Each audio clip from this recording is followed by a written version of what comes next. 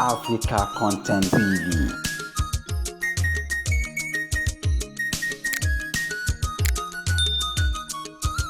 Yeah, good day everyone.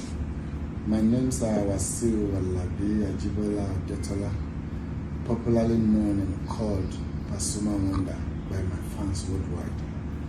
I would love to say a very big thank you to everyone that came to sympathize with me and my siblings about the loss of our greatest mom, our dearest mom, our good mother, Alaja Adija Skubura Ashabi Detola.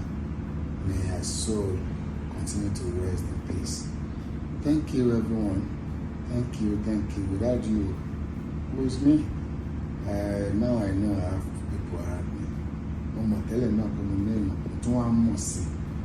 Mo ní kí n fàsìkò ìdúpẹ́ ni ká tó sọ ní Yorùbá torí àwọn tiwa ẹ ṣé o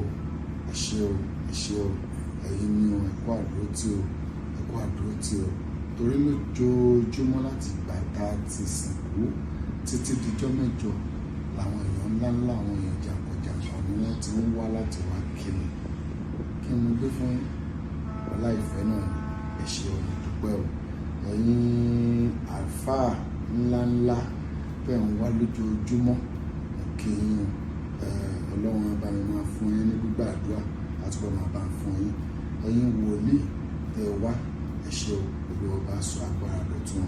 I would love to say a very big thank you again to His Excellency Governor of Lagos State, Babajide Sanwo-Olu, and his deputy, Dr. Femi Amsat, for their support.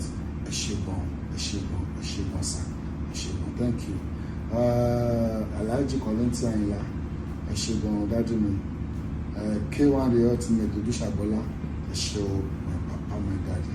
Ẹ ṣé ẹ kó support all the Fuji Musician Association of Nigeria, FUMA, ẹ ṣé, ẹ̀yin FIBAN, ẹ ṣé o, ẹ̀yin Okuma Fine Music, ẹ ṣé, gbogbo everybody tó wá látọ̀nà jíjìn àti nítòsí, mo dúpẹ́ àní firú èyí sọ́run, ẹni tó sì lóbi láyé, gbogbo wa la máa gbẹ̀yìn àwọn òbí wa o, wọ́n dàgbà, wọ́n darúgbó, wọn ní fọwọ́ gbọ́mọ sí, àwọn tí ò dẹ̀ ní mọ́ k'Ọlọ́run dà wọ́n pẹ́ kó kẹ́ wọn kó tẹ́ wọn sáfẹ́fẹ́ rẹ̀. Ẹ ṣé o.